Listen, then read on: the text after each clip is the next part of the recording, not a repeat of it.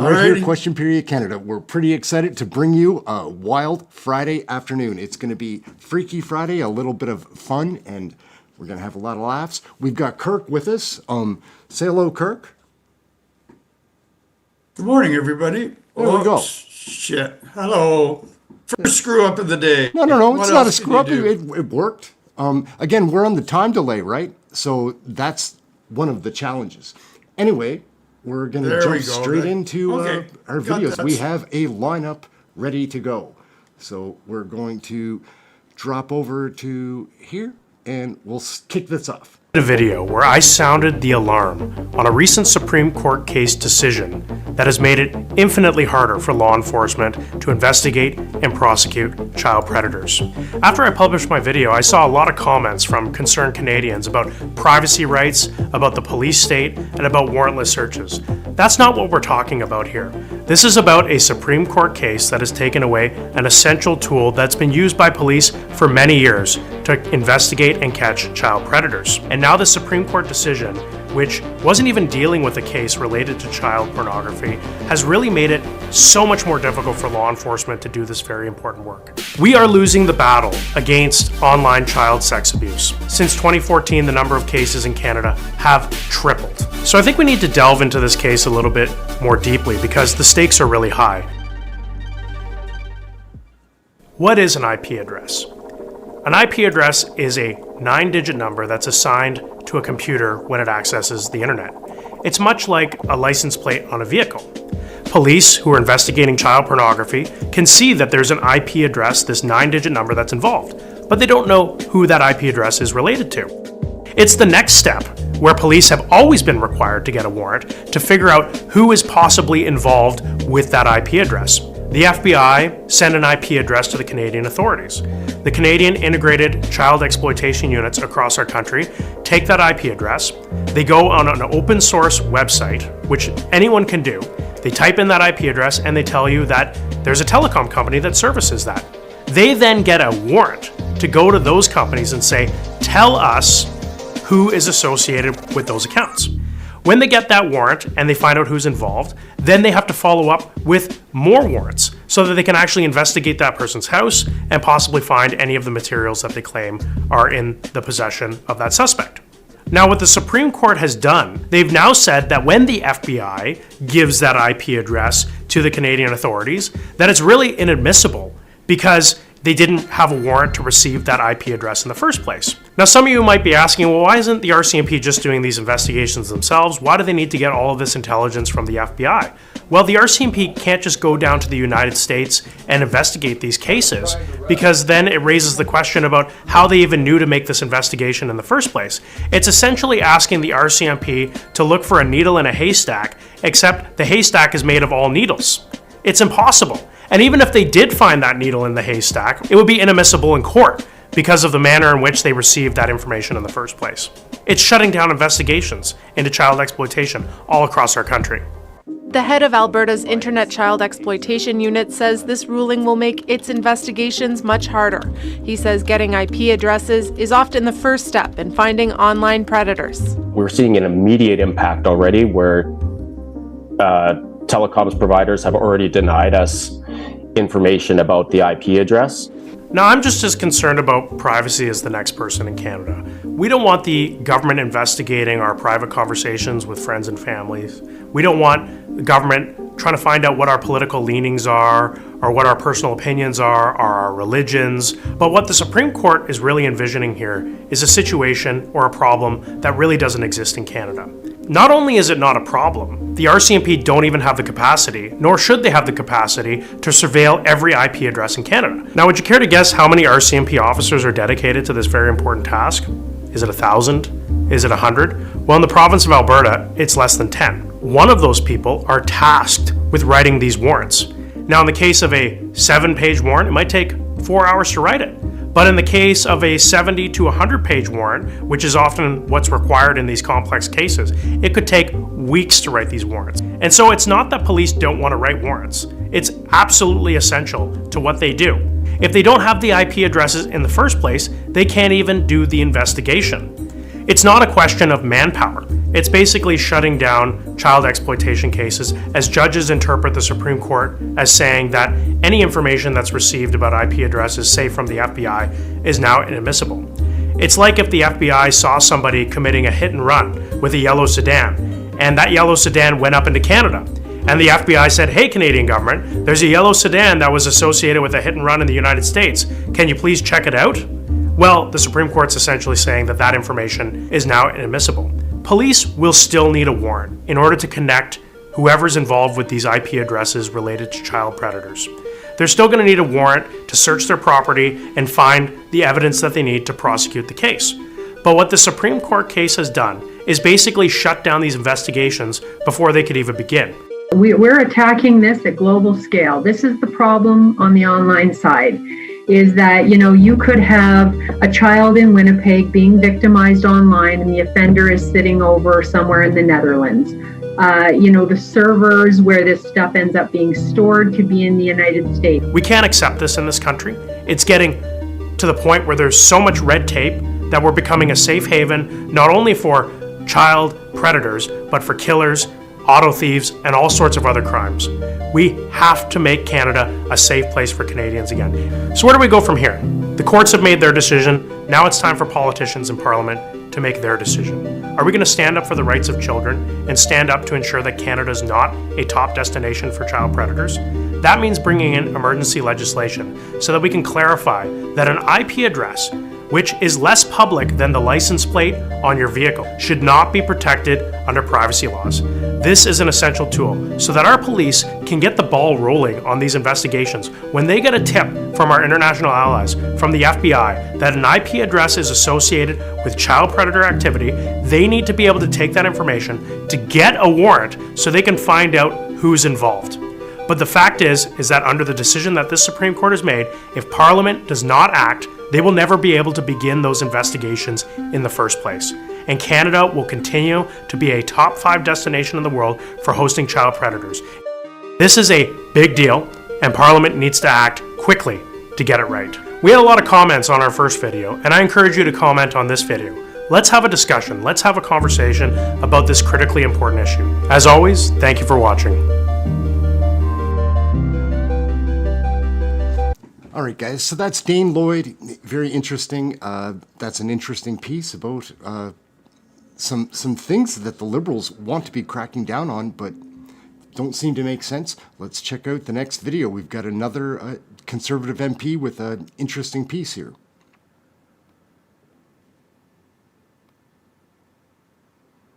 From Elver Harvesters. Apparently you were listening, but you didn't hear. Well, that last video got a little bit crazy. A skating rink. So a few weeks ago, I made a video. It was about Paul Bernardo, Luca Magnotta, and their transfers from maximum security to medium security, and how much nicer it is in medium security. There's actually even a hockey rink and a tennis court. Now, the Liberals, they said I was a liar. They actually said that the hockey rink isn't operational. On social media, Frank Caputo said he was outraged when he saw the facilities the two murderers can access. CSC says the hockey rink and tennis court aren't functioning and won't confirm where Magnotta is serving time. I don't know about you, but this looks pretty operational to me. The Liberals, they didn't like that one bit, but I think we've kind of lost the plot here. The issue isn't about hockey rinks and whether they've had ice the last year or two. The issue really is about whether people like Luca Magnotta and Paul Bernardo should be in medium security at all. There are people you've heard of, the Luca Magnottas, the Paul Bernardos of the world, but there are lots of people you've never heard of, perhaps because their offenses didn't get as much media coverage or because they got caught before they could keep on going. And a lot of those people are now in minimum security, and that's what I want to talk to you about today. The men accused in this case do not deny they waited until low tide on a July evening 3 years ago and then simply walked along the shoreline away from the minimum security prison in Metchosin. They later killed 60-year-old Martin Payne in his house and stole his truck. So you would assume that we would have the most dangerous of people in maximum, the slightly less dangerous in those moving down in medium, and the least dangerous in minimum. And you'd be wrong. So I want to tell you about one jail that I think really illustrates some of the problems that we have with minimum security. It's called William Head Institution. It's beautiful. It's surrounded by ocean on 3 sides. Correctional officers even told me a story about some people who came in on the water and they wanted to have a picnic, and they actually set up a picnic on penitentiary grounds. They didn't even realize that they were on jail property until a correctional officer had to tell them. That's how little security there is. So one incident that happened, 2 inmates, they shouldn't have been transferred to minimum security. One of them had 5 escapes on his record. One of them actually was serving a life sentence for murder. And what happened? They escaped. All they did was walk around that post, kept on walking, and they broke into someone's home. Now that's not the end of it. They killed the person who lived there. So I don't know how somebody who has 5 escapes on their record is considered a low risk to escape. You'd have to ask the Correctional Service of Canada that. So don't get me wrong, there's a time and a place for minimum security, time and a place for medium, time and a place for maximum. The point is to put the offender in the right jail according to public safety. Second incident I want to talk to you about is this. There's a website, it's a prison pen pal website, and I found somebody on there, and guess where they were incarcerated? William Head Institution. What are they doing time for? This person is doing a triple life sentence and a sentence for 2 attempted murders. That means that this person tried to kill 5 people and was successful on 3 counts. Not only that, they don't have any fences. I just don't get it. So the Liberals talk about themselves being the party of science, the party of truth. So let's talk about truth. Let's talk about some statistics. I have some statistics here about dangerous offenders. Now, dangerous offenders, some people will say, well, that person is dangerous. That's not what a dangerous offender necessarily is in Canadian law. In Canadian law, a very small group of people are labeled what they call dangerous offenders, the rarest of the rare. By my estimation, about 1 in 50,000 is labeled a dangerous offender in Canada, along those numbers. So let's look at the stats. Dangerous offenders in maximum security here, 99. Dangerous offenders in minimum security, 57. That number may not seem that high. That's 57 people that a judge has said, I believe that you are so likely to commit a severe offense that you may need to stay in jail the rest of your life. Again, they don't have any fences. And then you have the category of multiple murderers, people who are doing multiple life sentences for murder. So you have 82 who are in maximum security. Now, how many do you suppose are in minimum security? 0, 5, 10? The number is actually 66.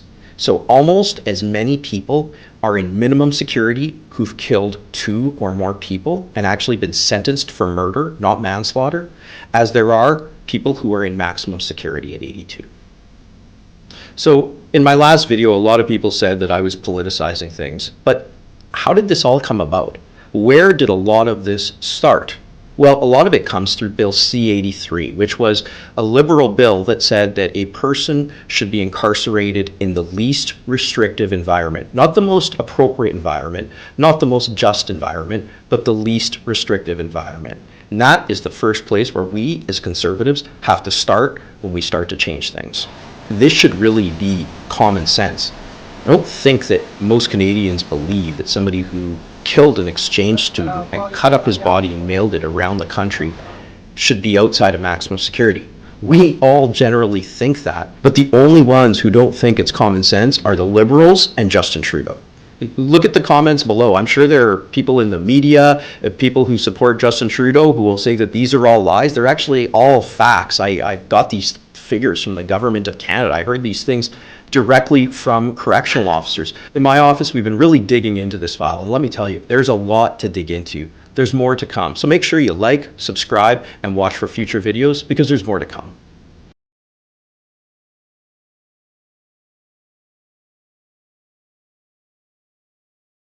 From Elver harvesters, apparently you were listening, but you didn't hear it, that the enforcement isn't happening to the level that needs to stop the poaching at any level of the supply chain.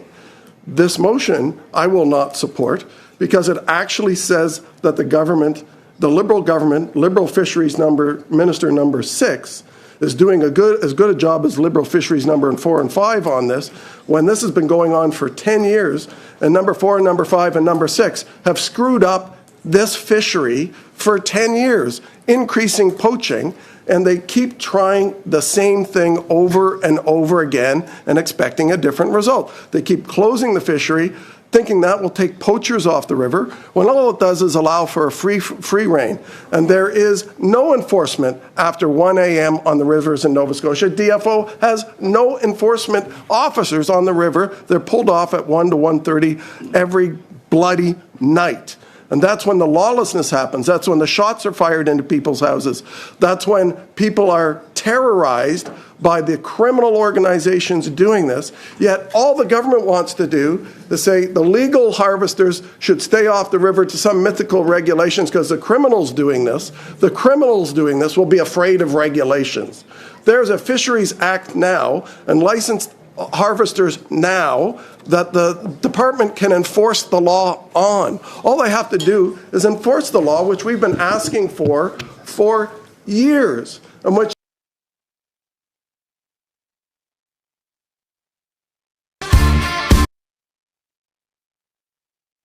We are at UBC campus today in Vancouver, BC, and today's topic.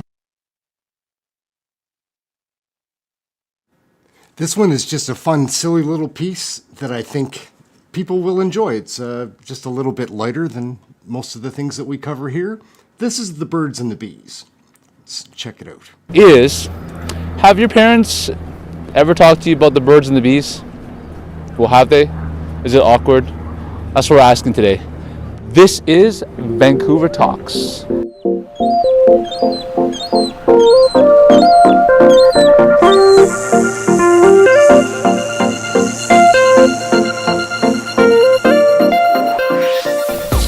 No. No? No. Nope. No. Not even I don't in think school. Asian parents Nope. No, they don't do it, right? No, No, definitely not. No. No.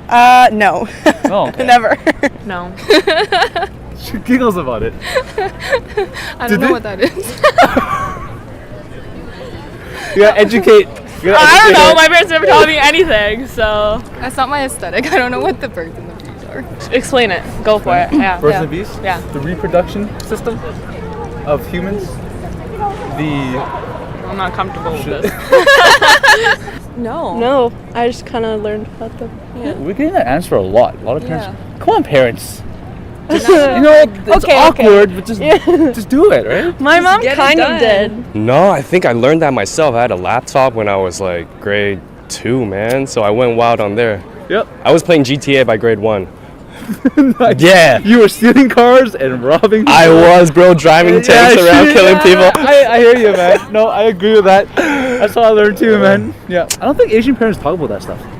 No, but right? they buy you GTA when you're in grade 1 for some reason. No, they bought you GTA? No, I'm an immigrant. That does not happen. Same I'm here. Asian, doesn't happen either. Yeah. No. Actually, that's funny. No. No? Yeah, I know. My parents didn't talk about that. Huh? A what? The birds and the bees. No. You heard about it? No. No? You don't know what it is? Mine did. Yours did? Yeah, but like not the traditional way. They were just like, be safe.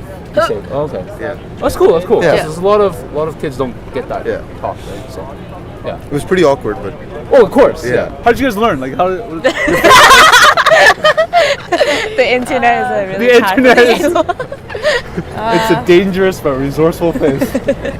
Yeah. Elementary school, Yeah. sex class, I think. Public So, school. sex class in elementary school? Yeah. I never get that. Yeah, we got that. Jeez. Yeah, high school, it was really weird. No slideshows, just talking. Verbal talking. Imagine it. School? Yeah. Classmates. Yeah. Internet, friends. Just friends, not the internet so much. Just friends. Usually when my friends say something, I'm like, it's in the back of my head. I'm like, I don't believe you. For sure. Check that out. Did your parents Such an teach you? awkward Nope, topic I learned on to the talk to internet. your parents about. Did you search up the birds and the bees, or what was your That'd be keyword? good. You wanna Oh hold my the god, I watch so much TV. You know, honestly, TV Just taught pick it me. up, right? No, like I watch like TV Friends. dramas like religiously and like everything. It's like, But they sidestep those jokes. They don't. no, they don't. I don't know what kind of TV you're watching or what. Okay, what do you watch that talks about that? I can't get into it right now. Like, Off the record?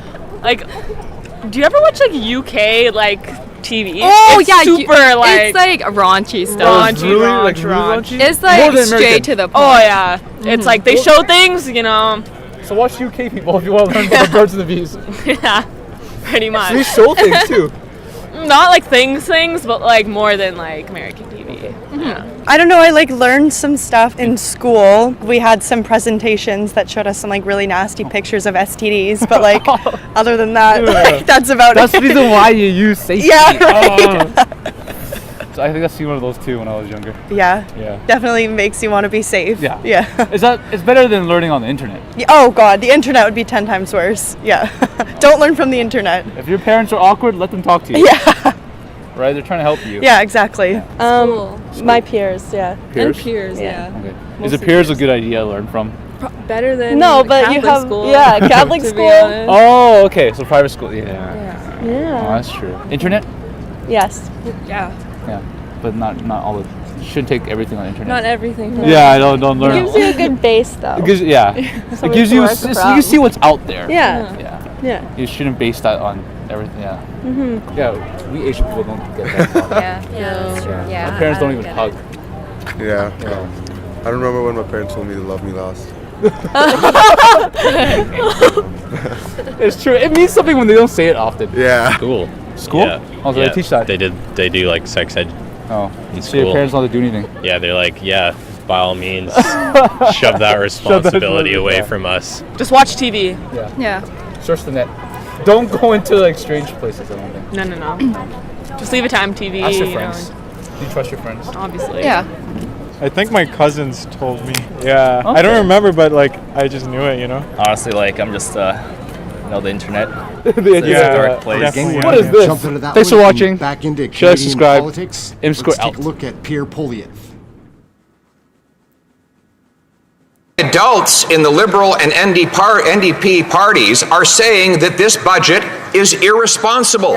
We have John Manley, former Liberal finance minister, saying this Prime Minister is pushing on the inflationary gas pedal. David Dodge, renowned Liberal, is saying it could be the worst budget in 4 decades. Bill Norneau, remember him?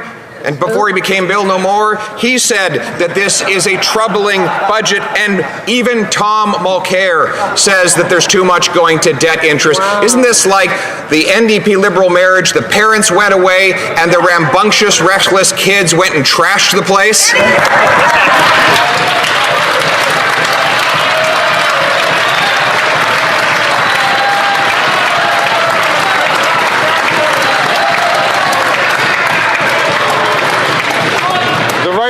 Prime Minister. Mr. Speaker, while the Leader of the Opposition continues to focus on...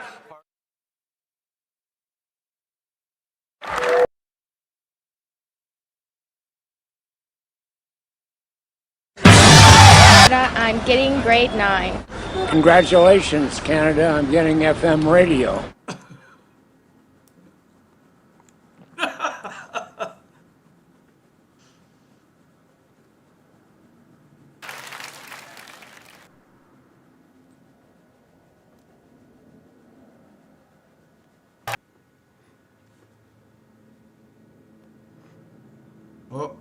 Uh-oh. They shut us down, Kirk. Yeah, I see that. Holy. So, wow. What do I do about that? I have get rid of this video. See if they'll pull us back. It's saying policy violations. I don't know what I did. Maybe showing that 22 minutes was too much. It could be. Is there a chance you can flip over and start another live stream just on bits and pieces?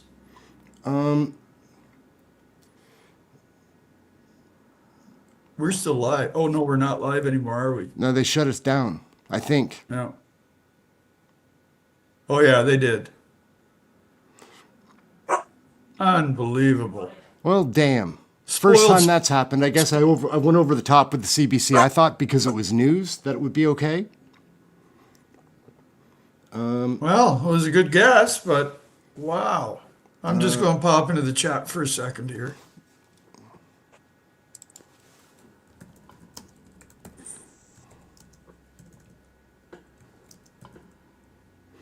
Let's see if I wonder if I can. The chat's still running. So.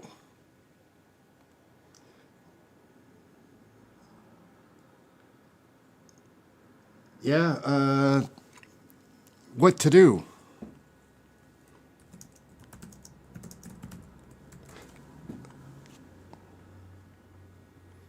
Yeah, the fun police.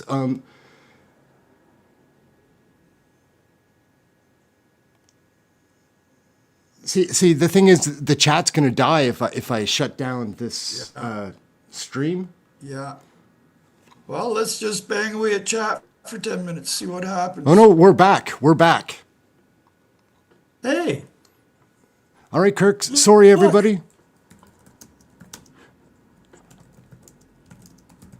Where are we at? Oh, we've got So 42 where are we at right loyals now? still hanging on. So I'm going straight into some pieces that I had for towards the end. We're jumping into this.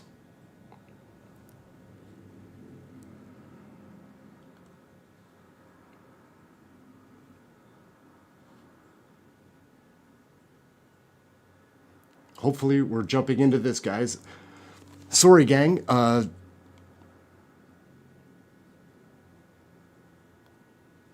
So what might an agreement, a legally binding one on plastics, look like? The Federal Environment Minister and Minister for Climate Change, Stephen Giddee, is with us live from downtown Ottawa as promised. Sorry, Prime Minister, everybody. good to see you. Thank you for making CBC the time. must not want us playing 22 minutes Thank or you, having Vashi. Very any happy to fun be on a here. Friday. I wanted to start off on the prospect sticking of an with agreement. And basically, in your view, would such an agreement cover the full life cycle of plastic or just focus on the waste management of it? No, I the first part of your question, Vashi. I think there is broad agreement. I would venture to say almost a consensus amongst all of the countries that are here that this international agreement to phase out plastic pollution by 2040 that we're trying to agree upon by the end of the year would have to look at the various stages of plastic production and their impact on the environment and find solution for each of those steps of the plastic production chain. So that has implications for different types of industries and at different levels. How far off in your prospect? I think I heard you say in your press conference today that you hope to get 70% of the way there, basically by the weekend, and then there's one more final meeting. If you're at 70% on the weekend, where are you at right now? We're at the very beginning. The negotiating text that we will start working on tomorrow. This is where the technical part of the conference is starting. Was presented at the end of the last session of negotiation in Kenya. So tomorrow it's going to be the first time the countries actually start talking about this new text. So there's a lot of work to do. There's a lot of cleaning up to do. There's multiple options for different proposal, and our role here this week, and Canada as a convener working with all of these other nations, is to ensure that we can agree on a number of things. They are not, I wouldn't call them easy things, but probably easier things we can agree on quickly, so that we're left at the end of this session in Ottawa with a certain number of smaller number of issues that will need to be hammered out at the last negotiating session, which will take place in South Korea in December. In layman's terms, what's the actual, outcome, end goal of an agreement? If it's reached, if everyone agrees to it, it's legally blinding. Is it to completely get rid of plastic by a certain time? It's to get rid of plastic pollution, because we know that plastic play a very important role in our society, whether it's application in the vehicle sector, in airplanes, in the medical sector, electronics. But there are also a number of plastics that we are using where there are alternatives, where we could be using other things, which is why Canada has put in place a ban on single-use plastics. And you know what? A number of countries around the world have done that. And the agreement here is, let's ban those plastics that are very harmful to the environment, and according to science, more and more very impactful to humans. We are finding microplastics in the brain tissue of humans, in the placenta of of mothers in our bloodstreams. Let's get rid of those plastics. Let's get rid of plastics that are very harmful to the environment. Focus on those plastics that play a very essential role in our economy, in our everyday life, and make sure that we keep those plastics in the economy and out of the environment, out of our bodies, by giving those plastics more values, by ensuring, like Canada's doing, that for every plastic that's being produced, a certain percentage of those plastics are made from recycled fibers. We want to get to 50% in Canada. Let's make sure that there's better labeling all around the world, not just here, so that people know what kind of plastics they're using, and that we move towards those plastics that have higher value and that can be reused and reused again. I'm glad you brought up the ban that your government brought in, because I did want to ask you if the recent federal court decision of late last year has that sort of, essentially ruled that something cabinet had decided on that underpinned that ban was constituted overreach. Has that undermined your negotiating position at these meetings? Actually, Vashi, the federal court judge didn't rule that it was federal overreach. They said that judge said that there was, in her view, there wasn't enough scientific evidence to talk about plastics as toxic products. And I respectfully disagree with that federal court judge, which is why we've appealed with the Federal Court of Appeal, and we've asked for a stay of that ruling. So the regulation still applies. And I've never in my career as an environmentalist heard from so many scientists since that ruling came out that have said, name the place, name the time, I will come and testify to any judge, to any body of parliament or whoever about the toxicity of plastics on the environment, the toxicity of plastics on the human body. So we're confident that we will be able to win that appeal in the federal court. But that's, we won't ban our way out of plastic pollution. I mean, we can ban certain products, but we need to get better at recycling. We need to get better at designing these products from the get-go so that they can be recycled again and again and again, and keep those products out of our environment. So no one thinks that we can ban our way out of plastic pollution. We can't recycle our way out of plastic pollution. We have to adopt a number of different solutions for different stages of plastic pollution and for different types of plastics as well. Sure. Just to respectfully challenge you, though, Minister, my understanding and what I've read from the decision itself was that basically Ottawa had overstepped by labeling all quote-unquote plastic manufactured items as toxic under the Canadian Environmental Protection Act. Evidence shows thousands of different items in that category have different uses and chemical makeups, and basically you couldn't just arbitrarily say all of them constitute the exact same level of toxicity. Is there any way to address that rather than just ask for, appeal and ask for a stay, and does the ban just continue as is in the interim? I think you and I agree that the federal court judge didn't say that federal government was overreaching on plastics. She disagreed with the characterization of plastics as toxics. This is what we will be debating in the federal.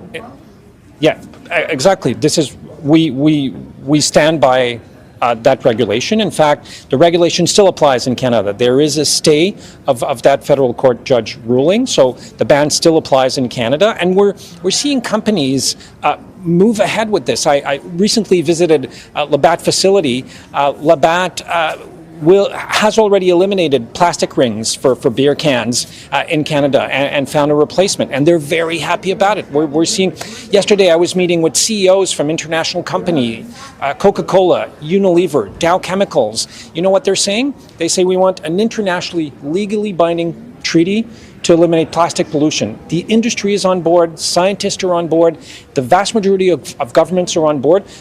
Frankly, besides the Conservative Party of Canada, who said that if they were in power, they would cancel this UN meeting to fight plastic pollution. But beside the Conservative Party of Canada, pretty much everyone is on board with the fact that we need to do this, and the time to do it is now.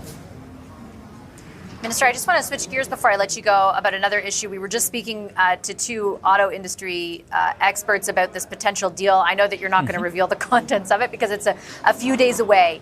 But tied into that deal and that sort of future around electric vehicles is government investment and also government regulations that you have largely overseen, basically how fast we get to all the cars being sold in Canada being electric vehicle associated in some way. How worried are you about the decline in demand that we've seen over the past number of months, and how will you address that? Well, two things I'd like to say. I heard one of your speakers say that we were more ambitious than the U.S. on that. That's not exactly true. In the first few years of the implementation of our regulations, we are actually catching up to more ambitious U.S. regulations. By 2035, we should be roughly on par with where the Americans want to be with their own regulations on electric vehicles.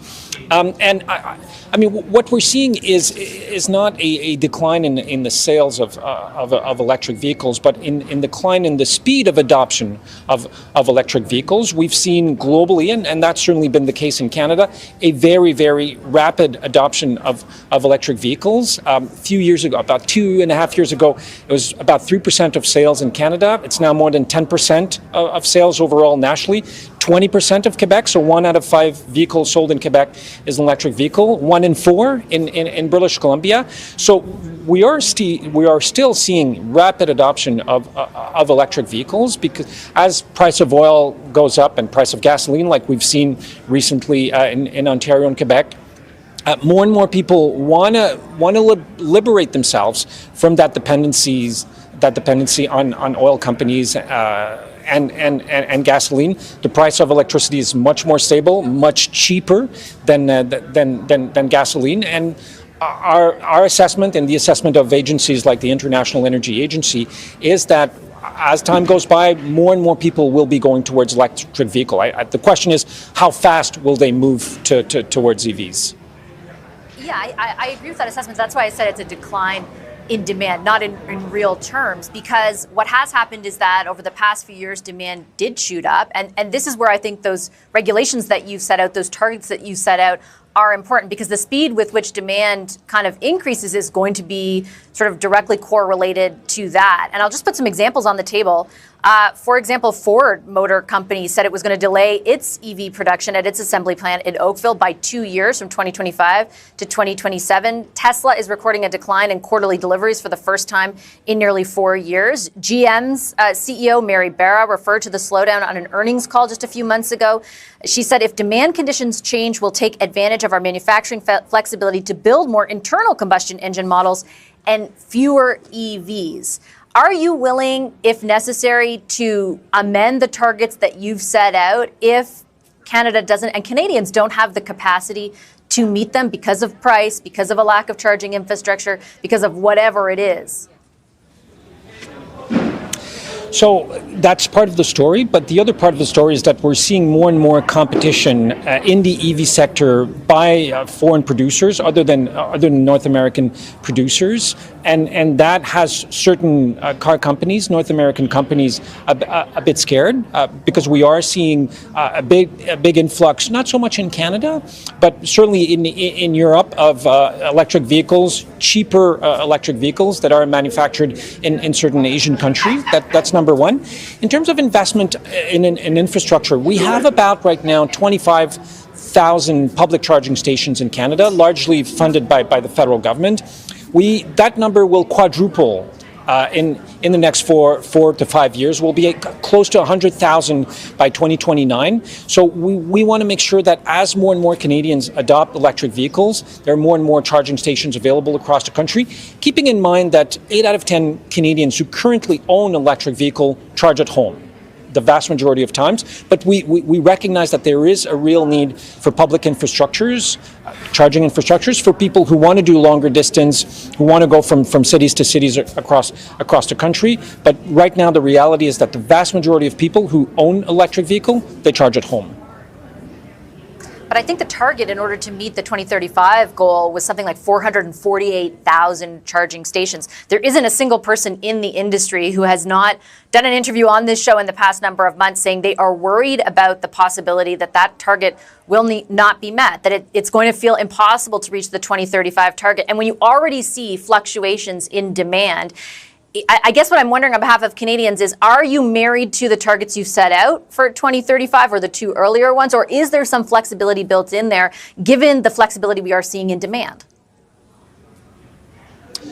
So the target for 2026 is to be at 20% of sales. As I was saying earlier, we went from 3% to 10%. So sales in Canada have tripled over the last 2.5 years, roughly. So that means continuing increase in sales of EVs. And keep in mind that as more and more companies produce more EVs, there are more models available, the price is coming down for these vehicles. And it's not just a purchase price, but an organization called Clean Energy Canada recently published a study that showed that if you go from an internal combustion engine, a gas engine, to an electric vehicle, you can save up to $3,000 per year on how much it costs to operate a vehicle. So it's not just a cost of purchasing a vehicle. And I think that a number of people who are making the transition from gasoline vehicles to electric vehicles or plug-in hybrids see that there are real savings in their pocketbook for that. And the more people will see that, the more we feel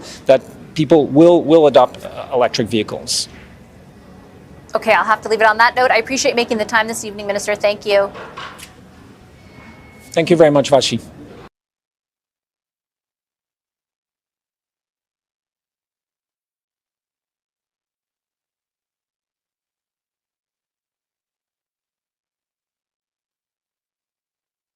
For Edmonton Strathcona, Heather McPherson.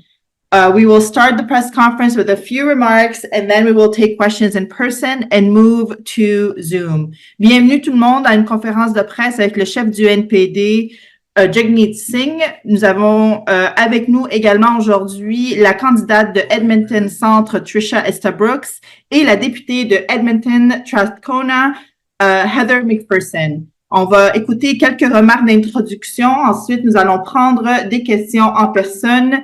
Et ensuite, nous irons prendre des questions sur Zoom. J'inviterai tout le monde à utiliser la fonction lever la main pour poser votre question et questions de suivi.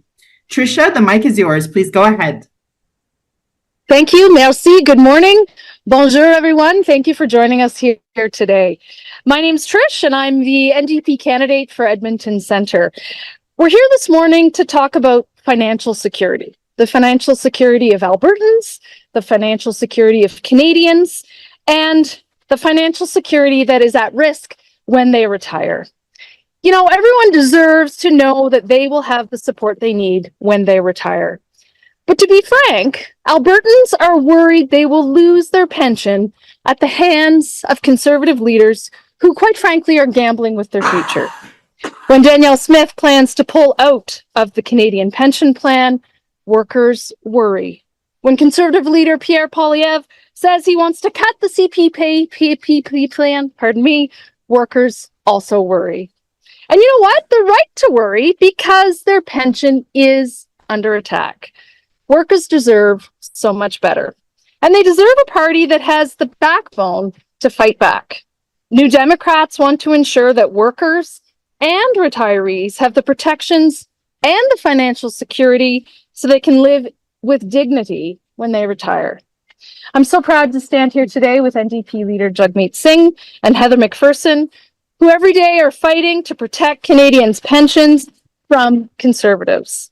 I'll pass the microphone over to a strong voice for Edmonton Strathcona, MP Heather McPherson. Thanks very much. Awesome. She does have quite the voice, guys. Quite the voice. Well, thanks everyone for being here today. You know, what Tricia said is absolutely correct. There is a real threat to the Canadian pension plan right now. You know, Canadian workers deserve to have their pensions protected. Seniors deserve to be able to retire with dignity. And the Canadian pension plan is frankly ranked #1 in the world right now. But it is under attack. And I want to make it very clear that the problem isn't just for Albertans. It isn't just for seniors. It's for all Canadians. Because the attack that we see right now by Danielle Smith on the Canadian pension plan, the desire to take the Alberta portion out of that pension plan is going to destabilize the entire Canadian CPP. And make no mistake, that is exactly what Pierre Poilievre wants. Mm-hmm. He has made it very clear for decades that he does not believe in the Canadian pension plan, the #1 ranked pension plan in the world, the pension plan that so many Canadians who are struggling with affordability right now are depending on for a dignified retirement. Even as lately as 2022, he was very clear and stating that a Conservative government would shut down the CPP. So on Tuesday, I'll be tabling legislation that will make it much harder for any Conservative government, whether it's Danielle Smith or whether it's Pierre Poilievre, to gamble with the future of Canadians. It'll make it much harder for Canadians to be able to step away for Canadian provinces to be able to pull out of that CPP. It will involve other provinces, making sure that all Canadians have a say before their CPP is damaged, destabilized, or gambled with. I'm going to introduce Jagmeet Singh to you, but before I go, I just want to make it extraordinarily clear that the CPP is too important. It's too important to gamble with. And I stand here with New Democrats, I stand here with Albertans, because we're going to continue to fight to make sure that the government can't take away the CPP. Thank you. Jagmeet? Thanks so much. Thanks so much, Heather. Thank you, Heather, and thank you, Tricia, for your really powerful words. And thank you for being here, the folks behind me who are really the voice of a lot of Albertans who are fighting back. As was said, people in our country should be able to retire with dignity. And a pivotal part of that dignity when you retire is the CPP, the Canada Pension Plan. For so many Canadians, that is how they are planning their retirement. And the CPP really is what you deserve. It's what you've earned. You've worked your life, you've contributed to this plan, and you deserve to have it there for when you retire. And what this pension means is dignity and respect. It means that when you retire, you can buy the things that you need. You can continue to live in dignity and respect. So when Danielle Smith threatens to attack it, she's attacking the very dignity and the very respect of people who retire. She's attacking their means to be able to survive. And it is particularly offensive at a time when the cost of living is so high. And as was said by both Tricia and Heather, let's make no mistake. Pierre Poilievre wants this attack on CPP because he himself, in the fall of 22, proposed cutting the premiums or cutting the amount that's contributed to CPP. As Heather said, he wants to attack fundamentally to the CPP because he does not believe that Canadians deserve a pension, which is very rich coming from someone who has a taxpayer-funded pension that will be worth over $3 million. We want all Canadians to have a good pension to retire with dignity. But it is very telling of the Conservatives that they want to take that dignity away from you.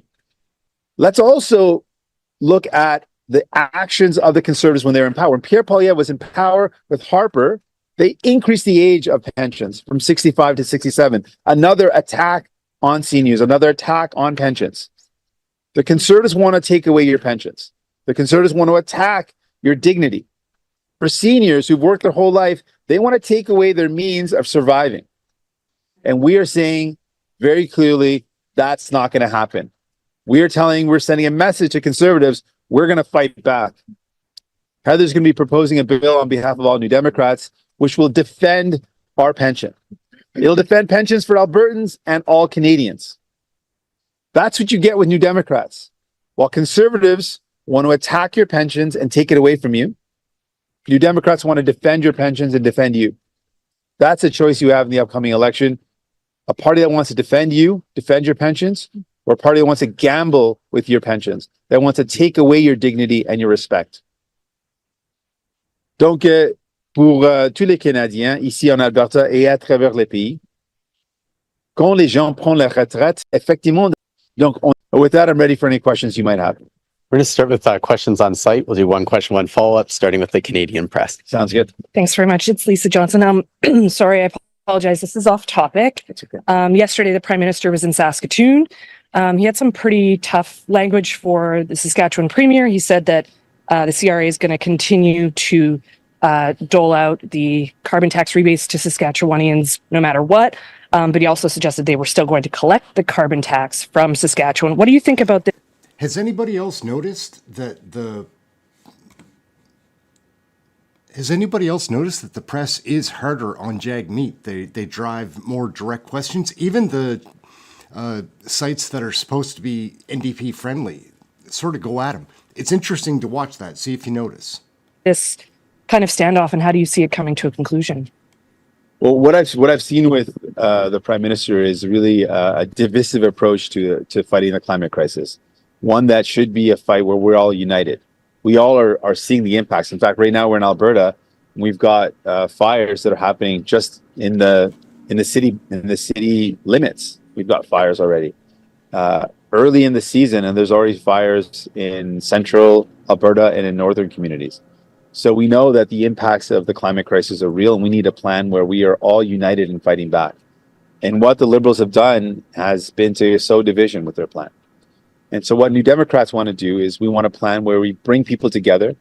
We absolutely know that it is fundamentally important for us to protect our environment. Canadians know that. Canadians want to do their part. But Canadians don't want to be put in a false contrast or a false division between having to choose between affordability or choosing between fighting the climate crisis. So what we want to propose is a plan where we make life affordable, where we take on the climate crisis and reduce our emissions, and we take on big polluters. That's what New Democrats want to do. And so my message to Justin Trudeau would be, we need a plan that's more fair for workers. When workers see billions of dollars in subsidies going to big polluters, and there's no money in place for everyday Canadians to get a heat pump, that feels unfair. That's what we're talking about when we talk about unfairness in a plan. We need a plan that's fair for working people, that stops the big polluters, and that ensures that we've got a good economy, good jobs, and affordability. Do you have a follow-up? Yeah, thanks. I mean, great to hear some of the specifics about what that climate change plan is from New Democrats, but you've also created a lot of confusion about what your stance is on the carbon tax with some of your recent comments. I'm wondering if your recent comments have anything to do with several Alberta NDP leadership candidates, saying publicly that the carbon tax has lost public support, that it's on its way out, and it's dead. I mean, has that, I guess, played a role in or a factor in what we're now hearing from you? Like, a lot of people want to know specifically where you stand on the carbon tax. Well, I've said again and again, my position has not changed. Absolutely, we believe in a price on pollution. We have seen the cost of pollution. We have seen the impacts in our water, where waste has been dumped into water, polluting our waters. We've seen the impacts in our communities with the climate change. I've been to communities where they experience extreme forest fires and extreme flooding in the same year. They've never seen that happen before. I've been to communities where people evacuated from their homes to the capital city and then had to be evacuated from the capital city. That happened in Northwest Territories. So we know that the impacts of the climate crisis are real. We absolutely have to take on the causes. And we have, between the choice that Canadians have, we've got Conservatives that are, when they say what their plan is, they're saying that they have no plan. They want to allow big polluters to dump into our waters, pollute our air, pollute our land, do whatever they want. No limits. Pollute as much as you want. That's not a plan. That's wrong. Of course, Canadians don't want to see pollution be dumped into our water and our land and our air. And then the Liberals have a plan which is divisive, which is not bringing together Canadians, and it is feeling very unfair. So while we absolutely believe that there's a cost to pollution, we want a plan that's fair. Canadians deserve that plan. New Democrats will lay out our plan in the future. But what we want to see in a plan is one that is fair, one that is affordable for Canadians, and one that takes on the big polluters. Okay, our next question is Radio-Canada. Bonjour, donc Camille Povarel de Radio-Canada. Les sondages sont tombés en mars. C'est la question des pensions, parce que les pensions... En disant qu'il était aussi... Pierre Poilievre, il était au pouvoir pour la pension, le public, et les... décider maintenant... À l'exploitation des inquiétudes pour répondre aux médicaments, les consultations. $200 a month, no clarity around why. Provinces can claw back that amount. There's a lot of unanswered questions around the disability amount. And this is something that New Democrats have long fought for. Given the cost of living being so high and how that would disproportionately hurt people living with disabilities, we really believe this benefit would provide some relief. But at $200 a month, no clarity around clawbacks provincially, no clarity around how the amount is so low and how to increase it to an amount that's more sufficient, and why it's so hard to access it. These are outstanding questions that I want to see answers to. And then in respect to the Indigenous housing and infrastructure, this has been a long-standing, massive gap that has not been addressed in a meaningful way. And while we fought for significant investments, there's still a massive gap that exists. So I want to understand the government's plan. I want to hear from Justin Trudeau before we give our decision on the budget. As a follow-up, I'm wondering, do you think it's a good idea to have a spring election this year? I mean, just in your opinion, what might be the benefits of having an election now? Well, that's not something that we're hoping for. We're not trying to plan for an election. We are trying to make sure that we do everything we can to make a good decision for Canadians around the budget. We fought to put in place real supports, real things that are going to make life better, helping people with food when it comes to kids going to school, helping people with the cost of medication, helping people stay in their homes by protecting renters, all very important measures. So we've been able to use our power that way. We want to see what else we can do to address some of the concerns we have before making our decision. I want to just make the contrast with the Conservatives who came out without even reading really the details of the budget, without even reflecting on it, came out with an abrupt no.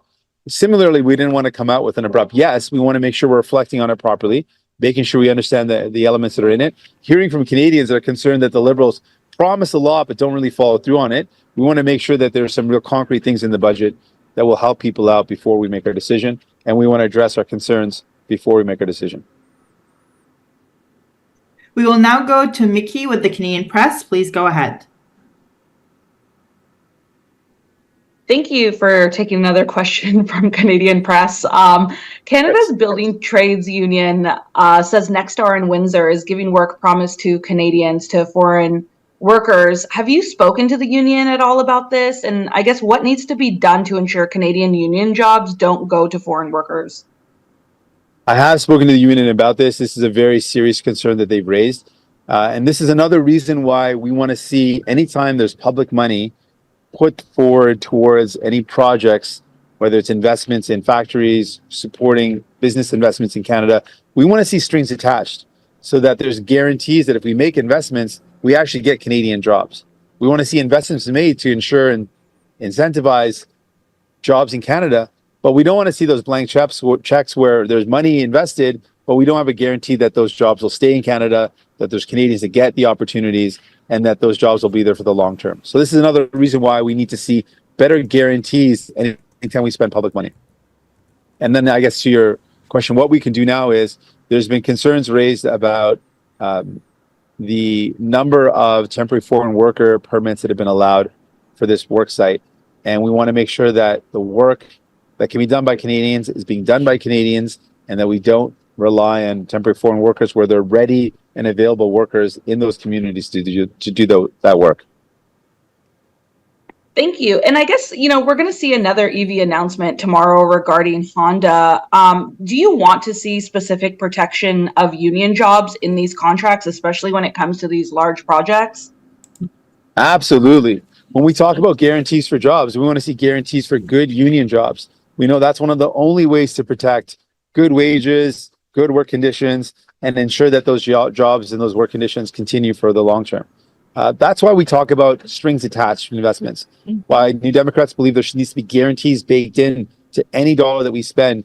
Public dollars should be tied to jobs and investments that benefit Canadians. It should not be that we just give a blank check to a company and say, we hope that you're going to hire Canadians. We hope that this is going to be beneficial. We need to see some guarantees, particularly when we look at the amount of money being invested. So that's another reason why we want to see strings attached to public investments that guarantee good jobs, good union jobs, and ensure that those investments stay in Canada for the long term. We will now go to Marina with the CBC. Please go ahead. Let's see what the CBC Hi there, Mr. has to Singh. say. Conservative leader Pierre Poilievre was filmed posing with anti-carbon tax protesters flying F Trudeau flags. In the video, Poilievre is heard saying Trudeau is a liar and everything he says is, quote, bullshit. What is your reaction? Well, one of the things that I've seen again and again from Pierre Poilievre is something that really disappoints me in terms of leadership. A leader should be someone that brings Canadians together. A leader shouldn't be someone that is irresponsible with language, that stokes division, that stokes hatred. And we've seen again and again that Pierre Poilievre is someone who is purposely trying to divide Canadians. He is someone that's been endorsed by the likes of Alex Jones and Tucker Carlson. This is a divisive person who is giving life to and giving breath to folks to continue his irresponsible approach, to his divisive approach, to his approach to Canadians, where he doesn't care about people, he doesn't care about workers, he just cares about power, and he'll do anything it takes to divide Canadians, to hurt people to get there. We've seen in the last two federal budgets the use of significant tax credits for electric vehicle manufacturing. So my question is, does the NDP support using potentially billions in taxpayer money to woo investments like the one Honda Canada is set to announce in Ontario tomorrow? We believe that we can use different incentives to create jobs in Canada, but those incentives have to be tied to good jobs, good union jobs, work opportunities, and guarantees those investments stay in the country. I'm concerned with the approach that both the Liberals and the Conservatives before them have used, where they give money to big companies, but they don't require ironclad guarantees that benefits actually Canadian workers.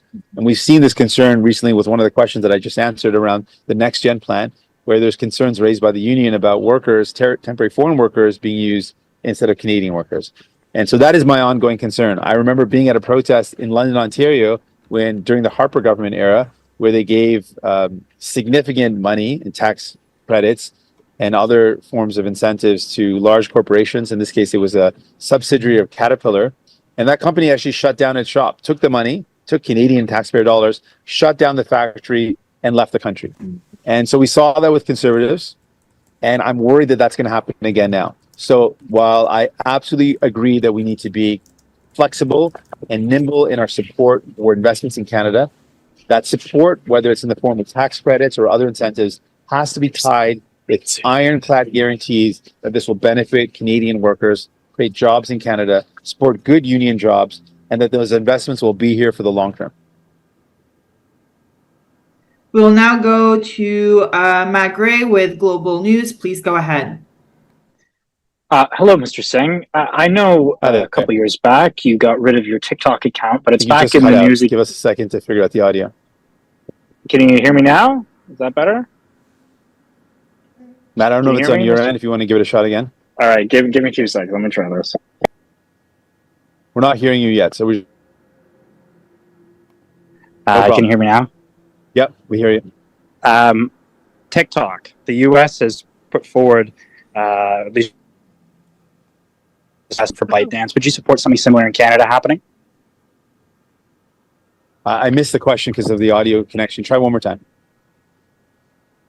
On TikTok, Mr. Singh, the U.S. president has signed a bill in the States that will bring forward either a ban or divestment by the Chinese-owned company that owns the company. Would you support something similar happening in Canada if the company is still owned by the Chinese government after the 12-month period the U.S. has set out?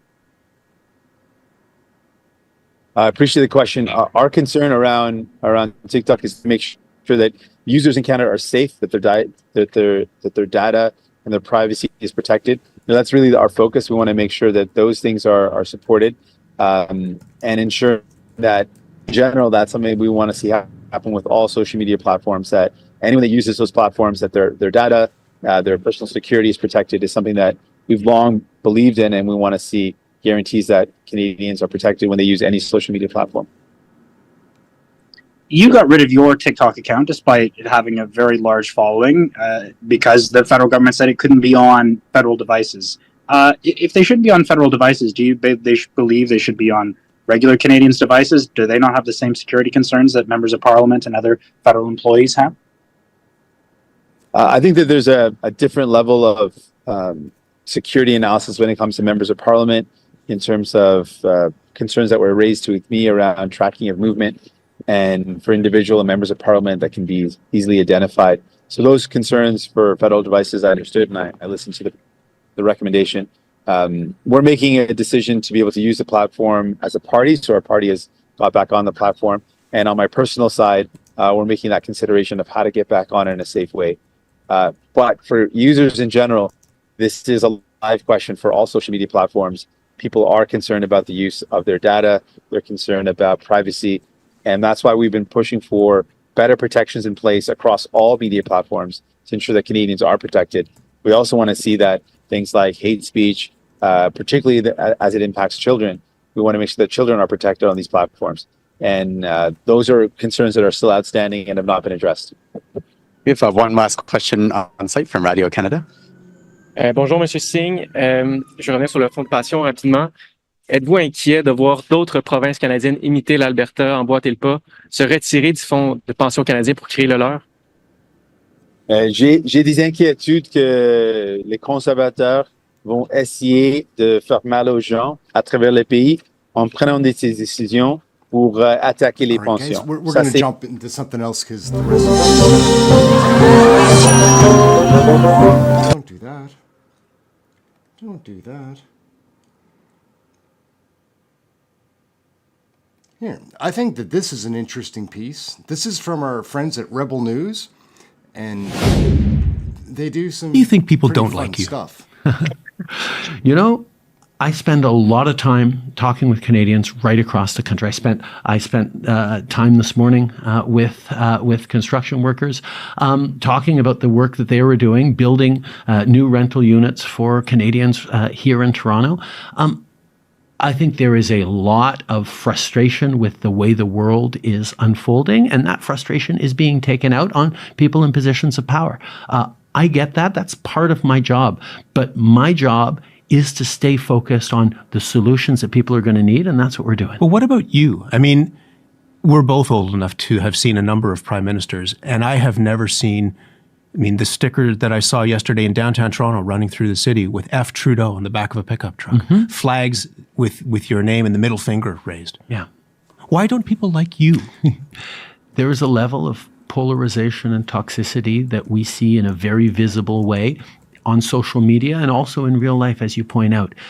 But most Canadians remain thoughtful and open and decent, and yes, frustrated and worried about their future.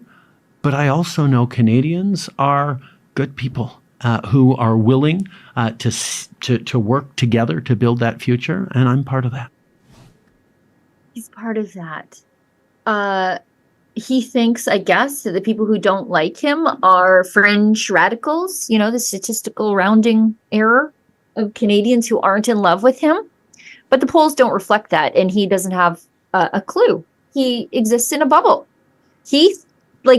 There is a level of visceral hate for Justin Trudeau that I have not seen in modern Canadian politics. The left irrationally disliked Stephen Harper. They didn't know why they hated him. I don't know if it was his hair, because it looked like it came from a Lego guy or what. But they really, really disliked Stephen Harper, but they couldn't really tell you why. Because oil sands. Well, what about them? They didn't know. Because corporate blah, blah, blah. They never actually knew why they didn't like Stephen Harper. But if you ask someone who dislikes Justin Trudeau, they will give you a laundry list. I hope you've got lots of time if you ask that question to somebody, because they'll say, the carbon tax, the gun ban, affordability, how he treats peaceful protesters, censoring the internet, how he treats journalists, how he treats everyday Canadians who disagree with them, how he has no ability to self-reflect whatsoever, how he's allowed the Canadian government to become contaminated through foreign influence because it benefited him. He's made us a laughingstock. His anti-Americanism. What do you think that's going to do for us when Trump's back in power, right? Attacks on oil and gas, attacks on Alberta, overstepping provincial autonomy, the moral virtue signaling when it comes to LGBTQ nonsense issues. Anybody who dislikes Trudeau can give a laundry list of things that they hate him for. But if, for example, you ask somebody why they don't like Pierre Poilievre, and they'll say, his name has PP in it or whatever. It's just the dumbest stuff. It's something you'd expect from a third grader. It's very unimpressive and shallow. But Trudeau has no clue. He just has no clue why his party is plummeting in the polls. And, the Liberals, God love them for it.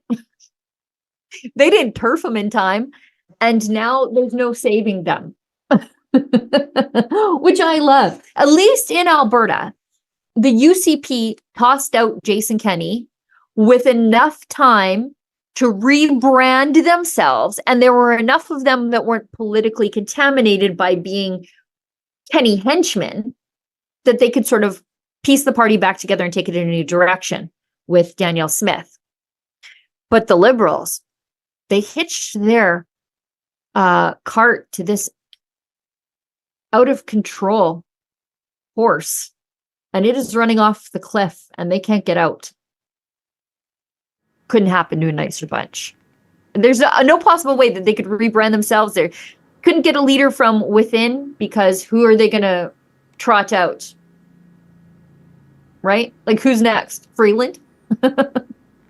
She looks like she has to check into rehab. Like, I don't know what's going on with her. Who's next? Karina Gould? Yara Sachs?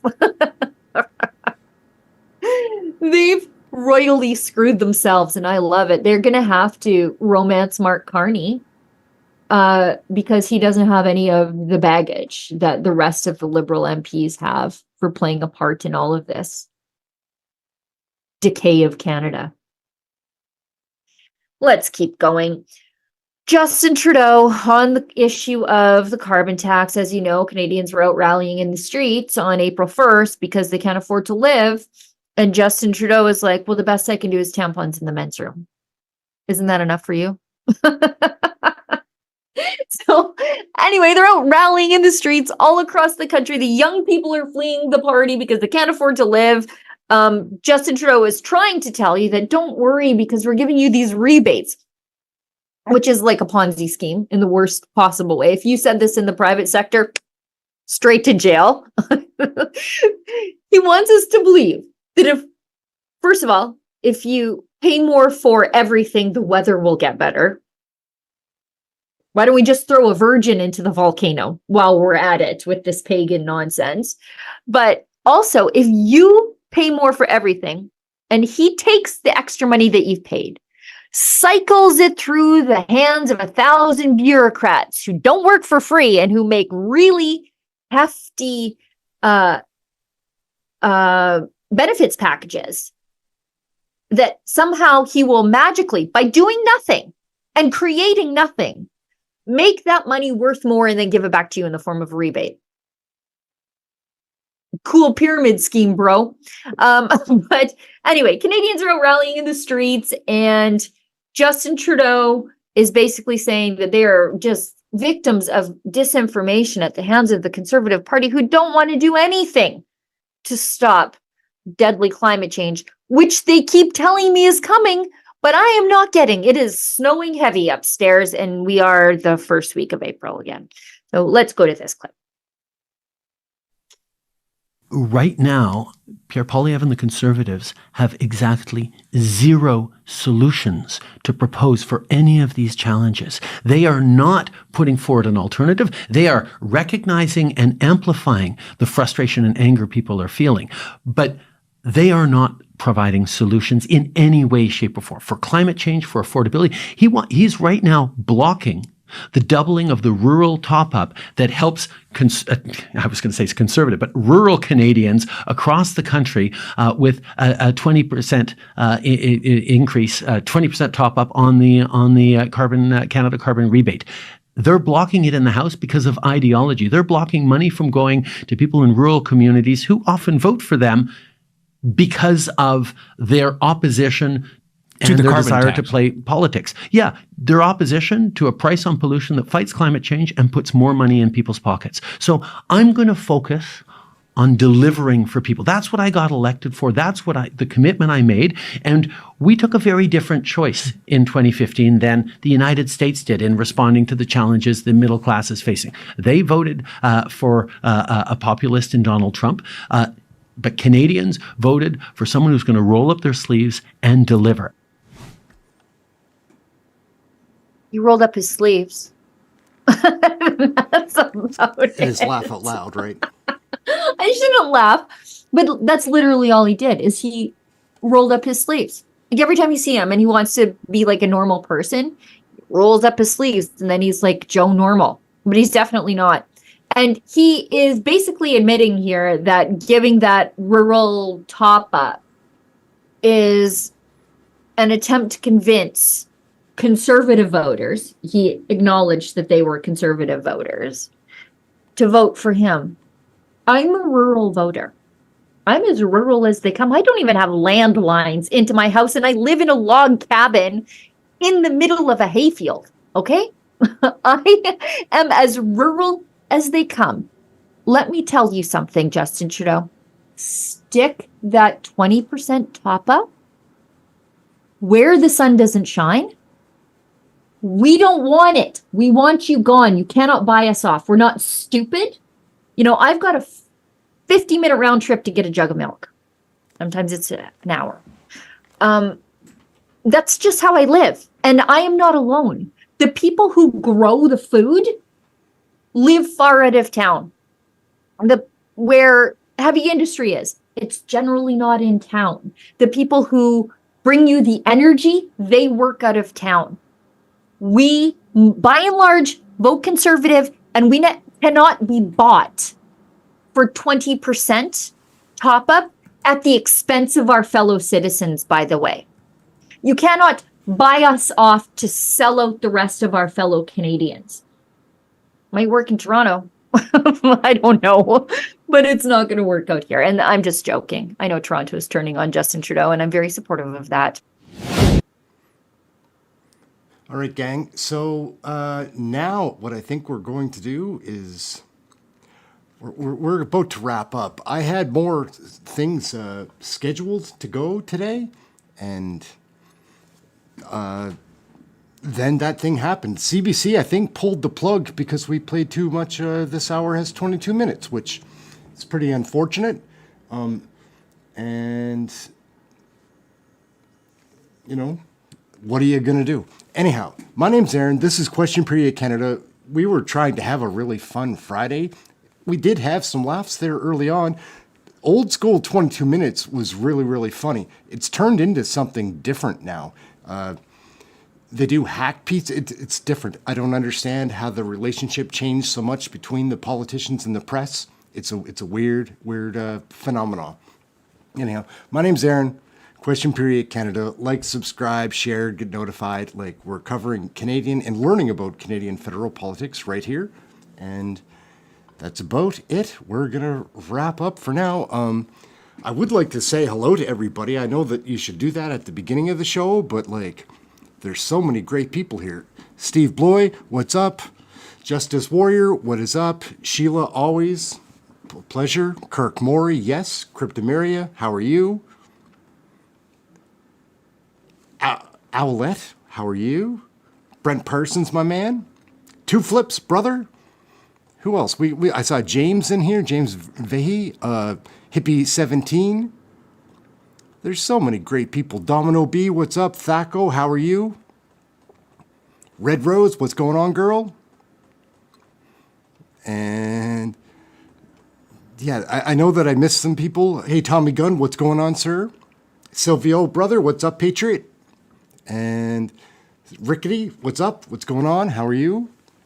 Anyways, guys, that's pretty much where we're going to wrap it up. If we missed anybody, we obviously don't want to miss anybody, but we try in the text to get through to everyone, try not to speak over the politicians as much. We get a lot of negative feedback in the comments on that part. And hey, Blue, what's up? How are you today? Sorry, I didn't mean to miss you. James Michael, what's up? How are you? So many people. Anyways, we're back on Monday, and the politicians are back in town too. So it should be interesting to see, you know, what's going to go on Monday. And until then, we're going to get splitting. I appreciate you all watching. If Patty Wood's in the room today, hey Patty, what's going on? And yeah, we're going to get going, try to make some more videos for the weekend. All right, guys. Thank you all for tuning in. It's greatly appreciated. And we are, I think, going to wrap up. Yep, that's it. We are out. You guys have a good weekend. Remember to stay warm, have something healthy to eat. It's not a beautiful day in Nova Scotia, but it's not a bad one either. It's 10 degrees out there. We'll take that. And we'll catch you next time. Thank you all for watching.